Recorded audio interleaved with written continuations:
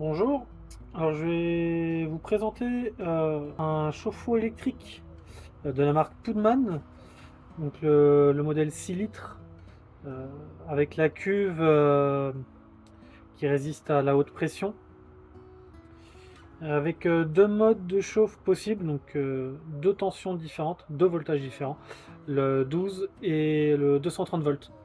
Alors voilà, moi j'ai aucune sponsor, il n'y a rien, hein, j'ai tout payé de ma poche. Ben, je dis ce que j'ai envie de dire. Donc je l'ai pris sur le site H2R parce que c'était les moins chers le jour de ma commande. Puis il y a un SAV si jamais il y a besoin. Alors Goodman, si j'ai bien compris, c'est une marque qui est quand même relativement récente et qui est allemande. Donc bon, on verra plus tard la fiabilité de tout ça. Alors pourquoi du 12 volts et du 230? Pourquoi pas que du 12 ou que du 230 ou les systèmes qu'on aurait pu brancher sur un système autotherme ou autre? Ben parce que sur ma cellule, donc moi c'est une cellule que je viens monter sur mon pick-up. Sur ma cellule, j'ai un très gros panneau solaire. J'ai un très gros panneau solaire, j'ai 500 watts. J'ai possibilité d'en poser encore un autre de 500 watts. Donc voilà. Euh, le prix du lithium-ion a beaucoup diminué aussi ces dernières années. Donc, ce qui permet d'acheter des batteries à moindre coût.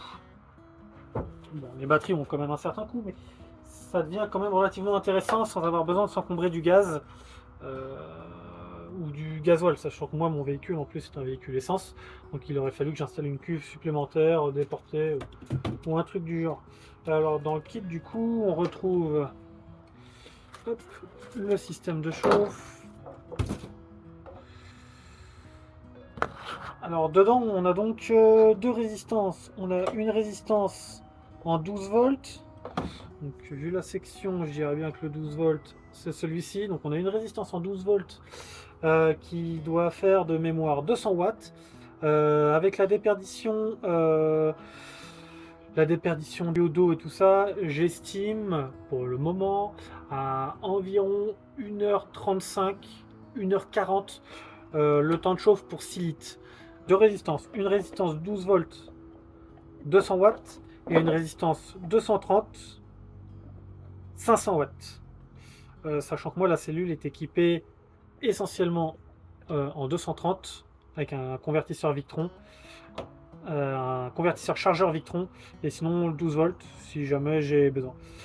Donc avec tout ça, on a des gros Serflex des Risland. Serflex Risland, c'est la même chose, même combat. De livrer avec ces systèmes de fixation. On verra si on les utilise ou pas. Il y a la notice avec. Voilà, le tout est pas mal. La cuve est isolée. De ce que j'avais cru comprendre sur internet, elle l'était pas. Donc est-ce que c'est une V2, une V3 ou je sais pas. Donc ça c'est cool. C'est cool, c'est cool. Alors en puissance max, en barre par contre admissible, on est à 2,3 bars. Donc c'est pas mal, mais bon, faire attention quand même aux pompes externes, pompes à eau externes, qui ont une fâcheuse tendance à développer assez facilement 2,5 bars. Pas hésiter à mettre un réducteur de pression. Donc voilà, et puis bah sur le... Hop.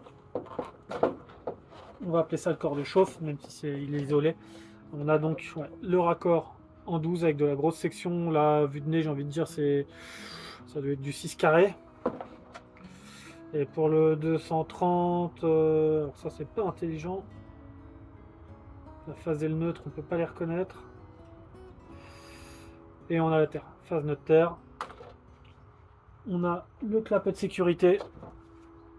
On va pas oublier de raccorder. Un petit ballon marque Pudman, 6 litres. C'est un petit thermoboiler. Voilà, il restera plus qu'à monter puis tester tout ça.